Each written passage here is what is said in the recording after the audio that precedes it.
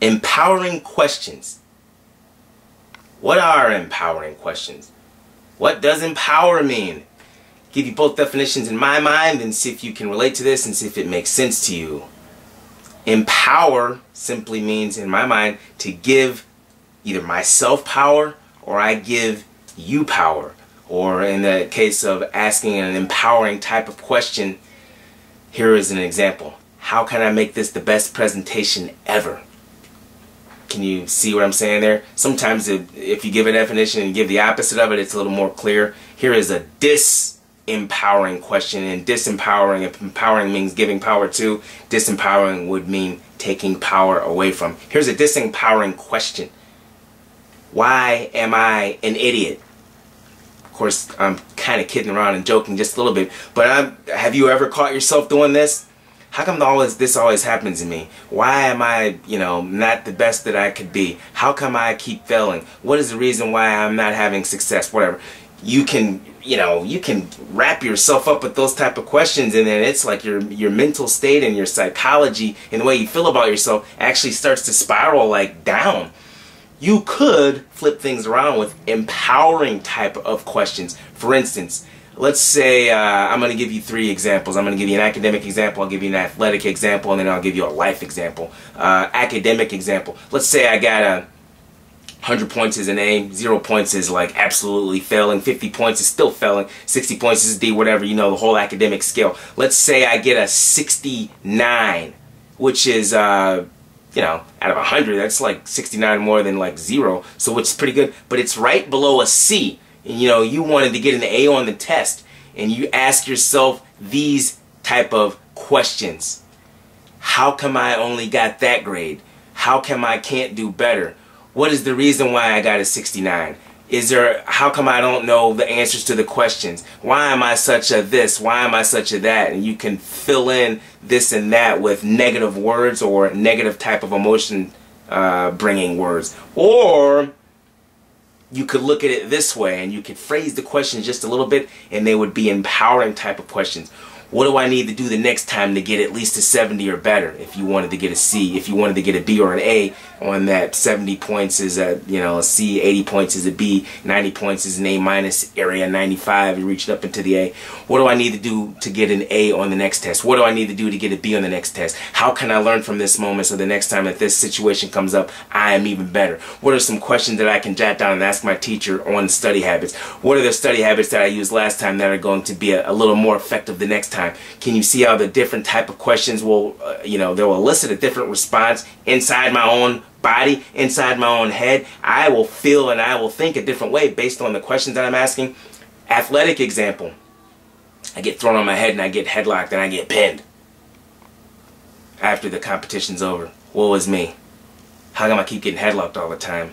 How come every time I go to a tournament I get pinned? How come I can't win? What's wrong with me? Why am I feeling this way? How come I don't know how to ask myself the right questions? Okay, the last one was like a little bit of a joke, but can you see how those questions can spiral to more questions, and they kind of turn into a pyramid where in the beginning you had 1 or 2 questions, and then they expand by demand because you're going in that direction. That pattern, that habit will expand, and you'll keep asking yourself those questions because guess what?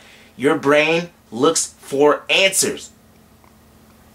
That's like remarkable if you think about it, but what is your brain doing full time? Almost, unless you're asleep, and then at some point you're probably dreaming, it's looking for questions and answers there too, but 9 times out of 10, your brain will search for whatever you ask it. And I guess that's the key for empowering questions. If you flip that, coin over on the other side, now you can ask yourself the similar questions that you did athletically with academically. What do I need to do to get better at headlock defense? How can I learn from this moment? What's important about this that I'm not noticing to help me get better? Just 3 or 4 different types of questions. What can I ask my coach in order for me to learn how to do this skill better? What are some things that I can take away from this so that this never happens again? Never sometimes is one of those words where it can be both depending on the context of the question. So the next example that I will give will be a life example. You just get fired from your job, and maybe you've been fired a couple times in your life. I've I've lost my job at least 3 times in my life. Each time I bounce back because I think of the questions I was asking myself. So we'll go first with the negative type of questions, disempowering type of questions.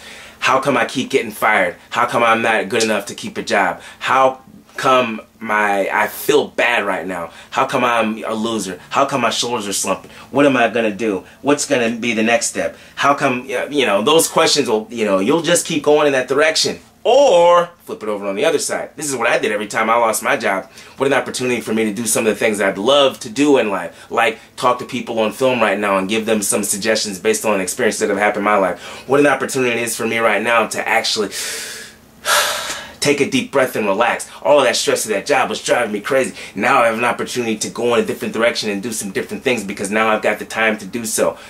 You can justify just about anything if you're asking yourself the right questions. And the right questions to me are empowering questions. Empowering. Giving you power. Well, think about this for a second.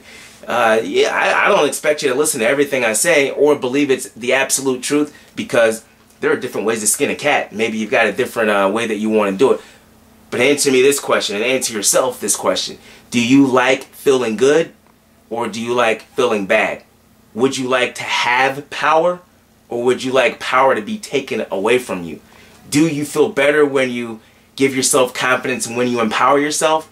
Or do you feel better when you give yourself negative statements, this, that, and the other, and you take a power away? There's a select few people, and I can think of one in particular. She was really good at having all kinds of criticism thrown her way and having all kind of, I guess, negative or disempowering thoughts and questions going on in her mind, and she could turn it around. If you're one of those people, more power to you. The vast majority of people, though, when they ask disempowering questions, they ask another one, and then they ask another one, and then it builds, and then that affects their emotional state, that affects their psychological state, that affects their mental state.